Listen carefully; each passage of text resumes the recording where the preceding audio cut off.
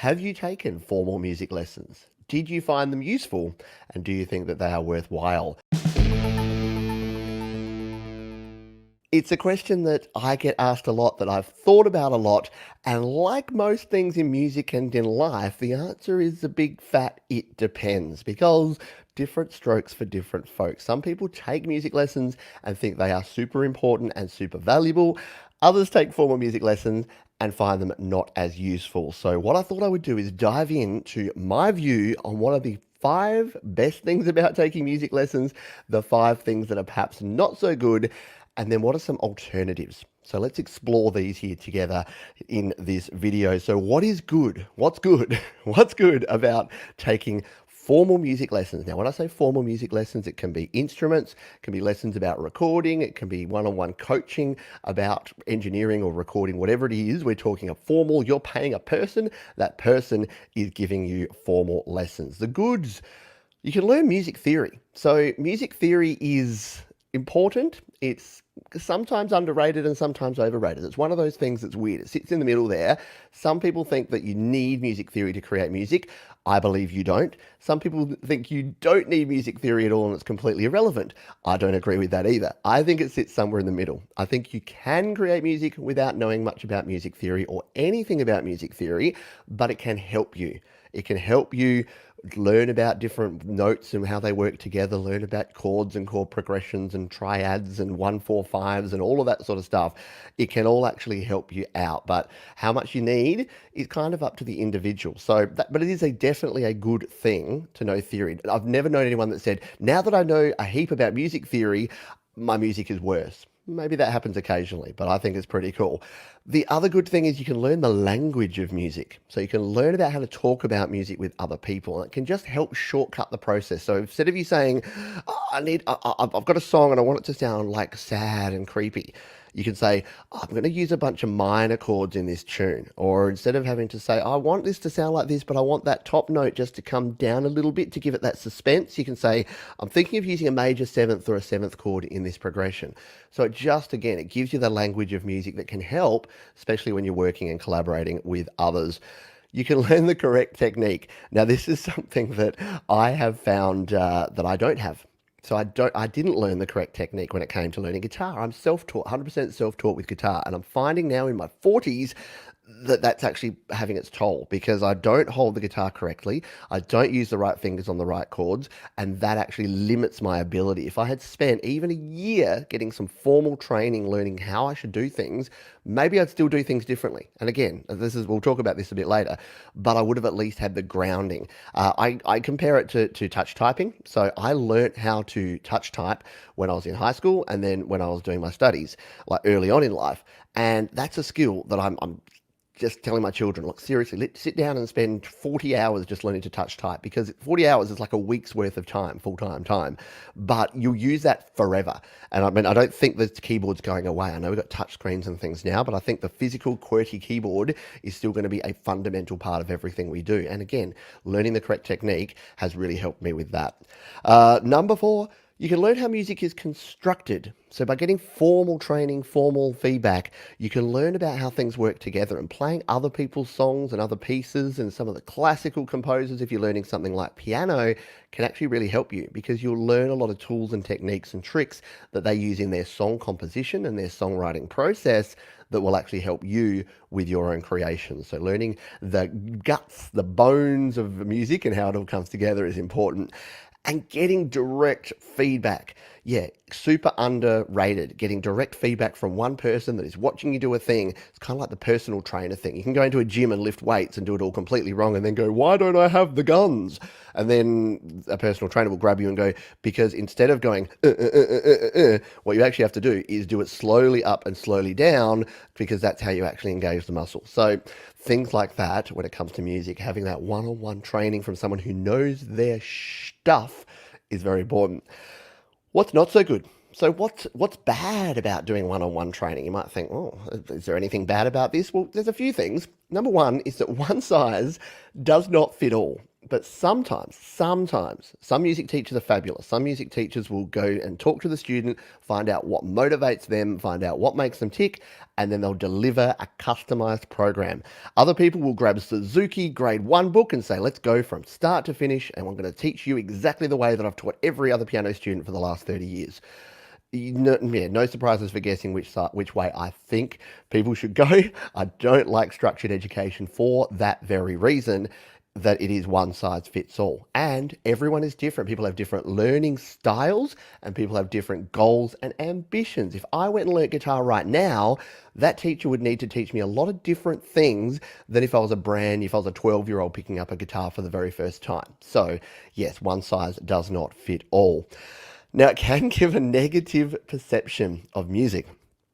And I hear this from other people, and I go through this with my kids and other people that I talk to, that if you push too hard to do something, you heard of these kids that, they start at age 4 and they play the violin and they're like a complete virtuoso by age 12, but they absolutely hate and resent every moment of it. And then as soon as the parents take their foot off, as soon as they become a teenager and old enough to make their own choices, they chuck it away and they just go out and party and drink because they've spent all of this time doing something. And yeah, they're good at it, they're great at it, they're technically proficient, but they don't have the passion for it because they've been pushed so hard and forced into doing something that it actually gives them a negative perception of music. So balancing out that training with having fun and exploring your creativity, which is the next point here. It can stifle creativity. Again, good teachers will open up the gates and will give you the tools to open up your creativity, not close it off. But I have seen some teachers who do the opposite, where the kid will be playing around and they'll be like, hey, I wrote a cool new song, and they'll go and play it to the teacher and they're like, oh, enough of that fun and games. Let's sit down here and learn new scales. Scales are important, but they're also boring as balls. So when you want to actually do something fun and utilize what you're learning with your music in a creative way, I think a good teacher will actually encourage that as well. You are trusting one person's experience or opinion. Now, I've kind of covered this in some of the other things we've talked about, but yeah, you are basically taking on board one person's experience and feedback, which is okay if that person's experience and feedback aligns with you, your goals, your style, and your ambitions. If it doesn't, there's a risk there again that you're going to be pushed into something that you don't want to do, that doesn't align with what your ambitions actually are, and then you're trusting that person's opinion. So you may go in there and say, hey, I want to play this, and I want to play this, and I want to do some jazz piano, and they're like, again, they just sit down and go, bang, Suzuki Volume 1, and then they teach you that method. Might not work for you, might not align with your skills and your ambitions, so keep that in mind. And number 5, yes, the finger thing means the money. Yeah, it does cost. So it is an investment in yourself to actually use a one-on-one teacher. Is it a bad investment? Well, no. And in fact, the poll, which I'll tell you about at the end of this little section, says that most people that do music get value out of it. So yeah, I'll cover that in a moment. But yeah, I don't think it's sort of throwing good money after bad to do formal music lessons. But again, it's about finding the right teacher that's going to teach you the right stuff. Now, you know what I'm going to jump into now. What are the alternatives? If you don't want to use a one-on-one formal teacher, what can you do? Well, there's a few things. There are paid learning platforms. So one of my favorites at the moment, and yes, this is an affiliate of the channel, but I've used it for over a year before I became an affiliate, and that is a Masterclass. So you can go to studiolivetoday.com/masterclass. You pay a yearly subscription, you learn from the best. But here's the good thing, you're not learning from one teacher, you're learning from a bunch. So I've taken courses from Sheila E. on percussion, from Hans Zimmer on composing, Tom Morello on guitar. What's the one I'm about to do now? What's the guy's name? Danny Elfman, the Simpsons music dude. There's a heap of different people, and you're learning a bunch of stuff from a bunch of different perspectives. I think it's pretty cool. You can also go to paid online courses. Now, I'm not saying this because I have one, because I don't right now. I'm not selling a course, but plenty of folks do. And there's a lot of good online courses that can help you, whether you're going to learn guitar or piano, learn how to record, learn how to use software. There's a heap of those. There's also, in the paid side, there's paid forums and support groups. So you can join up, pay a monthly fee. Joe Gilder has his VIP club that you pay like $10, $30 a month, something. Some people like Warren Hewitt, Produce Like a Pro, they have their academy where you can join that and you can have the sort of guidance from a bunch of different people. Now, what if, the finger thing means money? What if you don't want to spend the cash? Well, obviously there's free forums and support groups. So again, I'm super duper biased, but the Facebook group that we have, that's the official Studio Live Today Facebook group, it's called Create, Record, Release. That is what I would recommend. And there's a heap of others too. You can join Reddit forums, you can join particular websites that I don't like the names of, I won't mention, but you know the ones we're talking about. And of course, Facebook groups and other places that you can interact with other musicians and learn from other people. And last but not least, I mean, you're looking at it, right? It's free online training. It's using things like YouTube and YouTube videos to actually learn how to do things. And don't underestimate that, the power of YouTube. My coffee machine wasn't grinding up the beans like a couple of months ago. And I went onto YouTube and I went, how to fix bean grinder not working on DeLonghi coffee machine. And got a video, watched it for 5 minutes and it fixed it. So that's obviously a very short version of learning how to do something. I now know how to adjust the grinder settings on my coffee machine. But again, if I wanted to learn how to use a software application, how to play guitar, then there are a bunch of places with free online training that you can actually go to that can help you out. What about that poll? Let's just check in, and so that if you were not on that, so if you're on the community tab on Studio Live Today, you would have seen this poll result already, but let's just take a look at this before we finish up this section. So I asked the question, have you taken formal music lessons from a one-on-one teacher in your life, and did it help your music creation?